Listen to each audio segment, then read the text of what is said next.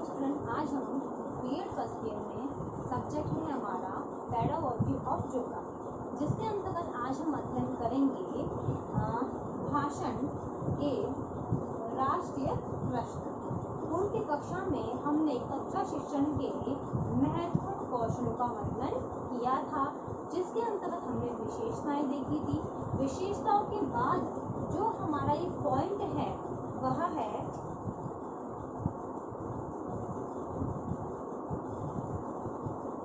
भाषण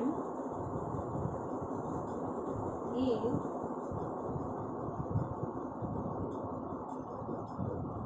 राष्ट्रीय प्रश्न।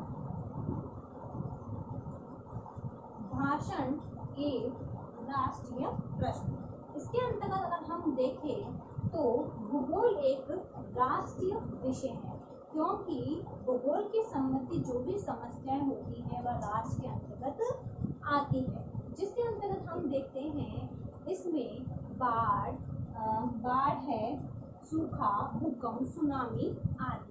इसके अंतर्गत जब देखिए, जब ये जो समस्याएं उत्पन्न होती है तो ये जो भौगोलिक स्थिति से संबंधित समस्याएं हमें देखने को मिलती है। इसके अंतर्गत अगर हम देखें तो इस समस्या के समाधान के लिए जो शिक्षक है वह व्याख्यान विधि या प्रश्नोत्तर विधि का यूज करता है, क्योंकि उसके माध्यम से हम इस समस्याओं का निराकरण आराम से कर सकते हैं। जिसके अंतर्गत हम देखेंगे व्याख्यान विधि।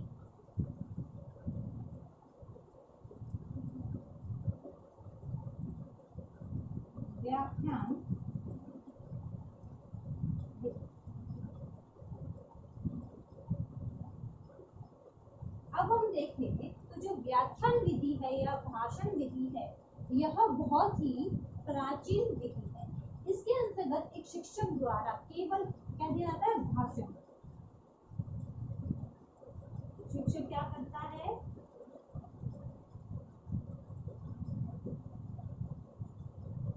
भाषण देता है, और इसका केंद्र बिंदु कौन होता है, अध्यापक। केंद्र बिंदु कौन होता है,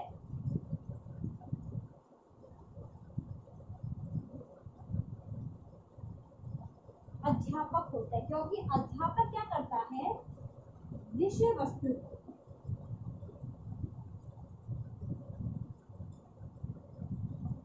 किसके सामने रखता है, विद्यार्थियों के सामने।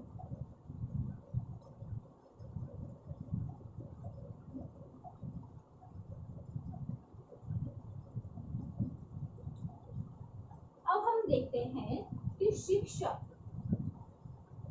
भाषण के माध्यम से छात्रों को शिक्षण कार्य करवाता है, जिसके अंतर्गत जो उसका केंद्र बिंदु होता है वह एक अध्यापक होता है, क्योंकि अध्यापक द्वारा ही ये भाषण दिया जाता है।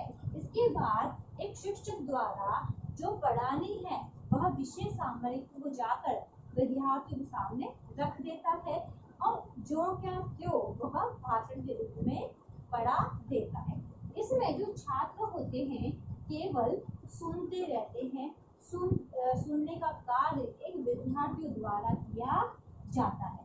अब हम देखते हैं कि व्याख्यान विधि के भी दो कार्य हैं।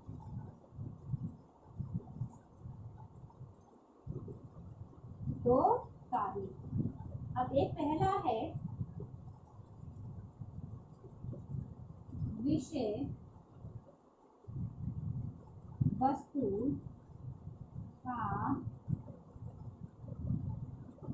चयन कर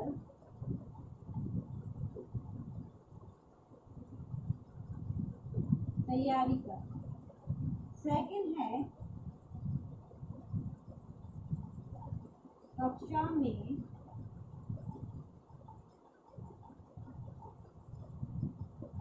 में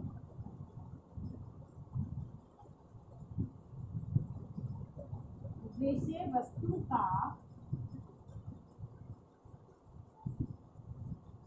भाषण के रूप में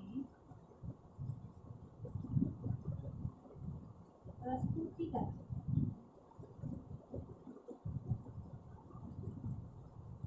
अब हम देखें तो व्याख्यान विधि के अंतर्गत जो अध्यापक होता है उसके द्वारा भी दो कार्य किए जाते हैं, जिसके अंतर्गत पहला है विषय वस्तु का चयन कर तैयारी करना। एक अध्यापक द्वारा पहले विषय वस्तु का चयन किया जाता है कि उसे किस विषय वस्तु से पढ़ाना है, उसके बाद वह क्या करता है, उसकी तैयारी करता है और छात्र को पढ़ाता है। फिर नेक्स्ट है कक्षा में विषय वस्तु का भाषण के रूप में प्रस्तुतिकरण करना। अब जो नेक्स्ट कार्य है उसमें अध्यापक क्या करता है, कक्षा में जो उसकी विषय वस्तु होती है उसको ले जाकर वह केवल भाषण के रूप में छात्रों को समझाने का कार्य करता है। उसका कार्य केवल ये होता है कि वह केवल छात्रों को भाषण दे, चाहे वह छात्रों को वो चीज समझ में आए या ना आए, वह उसको कोई मतलब नहीं होता है। अब हम देखते हैं व्याख्यान विधि के लाभ।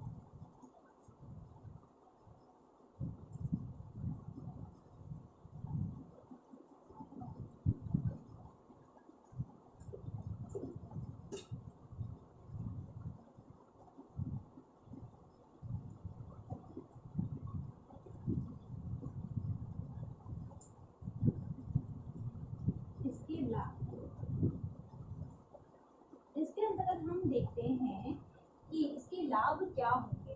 तो इसमें देखते हैं कि इस विधि से तीव्र गति से सिखाया जा सकता है।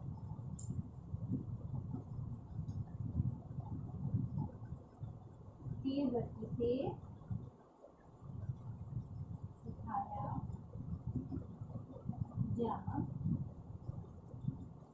सकता है। इसका सबसे बड़ा लाभ यही है कि तेज गति से हम बच्चों को पढ़ा सकते हैं। फिर नेक्स्ट है कि अध्यापक के लिए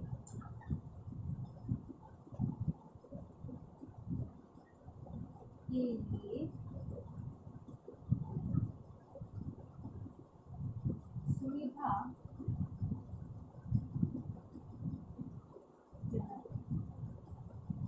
सेकेंड लाभ है कि यह अध्यापक के लिए सुविधाजनक है। क्यों? क्योंकि एक अध्यापक द्वारा भाषण के रूप में कक्षा में जाकर वो सुना के आ जाता है, इसलिए अध्यापक के लिए क्या है, सुविधाजनक है। इसमें समस्याओं को हल करने का समय नहीं मिलता, इसलिए अध्यापक के लिए बहुत ही सुविधाजनक है। फिर नेक्स्ट है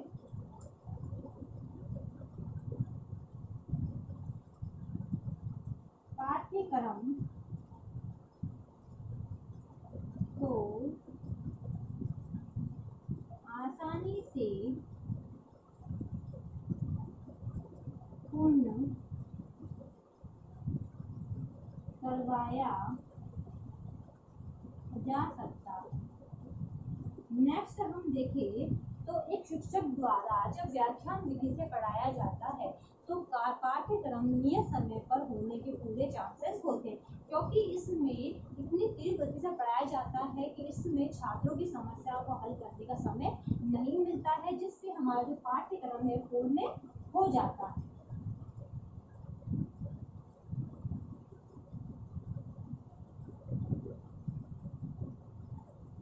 कक्षाएं लंबी चलती है।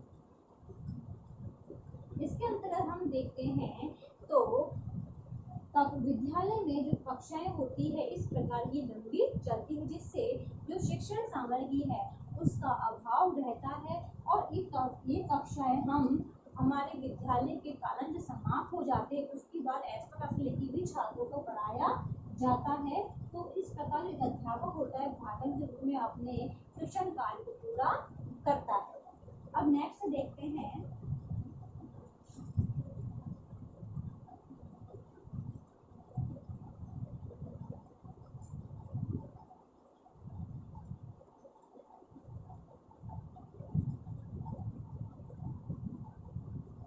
नेक्स्ट है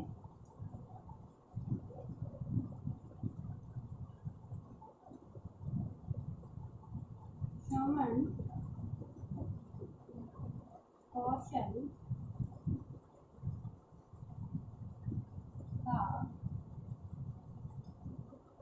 विकास होता।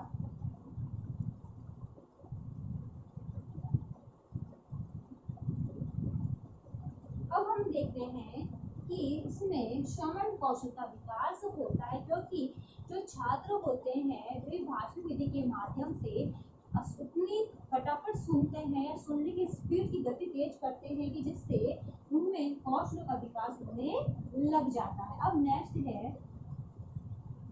यह विधि व्ययकारी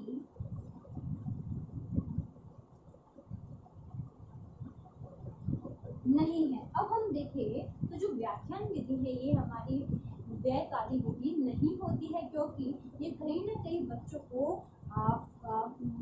को शिक्षण कार्य पूरा कराने में समर्थ होती है, जिसके माध्यम से छात्र शिक्षण कार्य करते समय उनमें श्रवण कौशल का विकास होता है और वह सुनते सुनते कई % छात्रों को याद भी होने लग जाता है। तो ये थे इसके लाभ। अब इसकी हानि हम कल की क्लास में देखेंगे।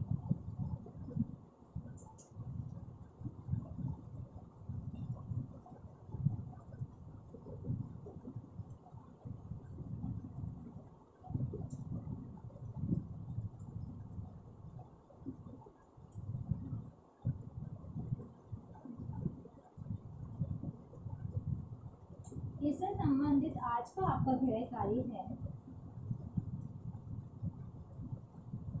व्याख्यान विधि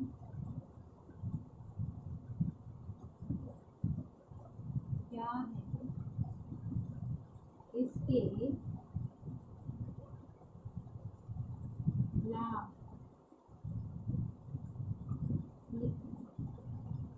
व्याख्यान विधि क्या है, इसके लाभ लिखिए। ये क्वेश्चन आपको आपके नोटबुक में उतारना है। अंत में एक विशेष बात, जैसा कि आप सभी को पता है कि देश में कोरोना जैसी महामारी बहुत फैल रही है, इससे सुरक्षित रहने के लिए आप मास्क लगाइए, हाथों को सैनिटाइज करिए। यदि आप बाहर जाते हैं, किसी व्यक्ति के संपर्क में आते हैं, तो कम से कम 6 फीट की दूरी बनाए रखिए, जिससे आप सुरक्षित होंगे तो आपका घर भी सुरक्षित रहेगा।